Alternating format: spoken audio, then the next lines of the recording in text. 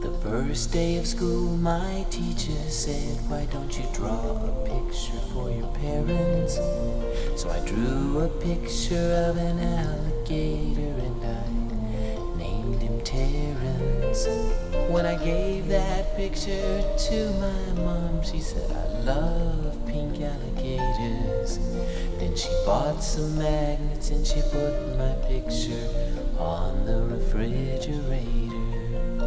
And she said she put it there so that everyone would see how much she liked my picture and how proud she is of me.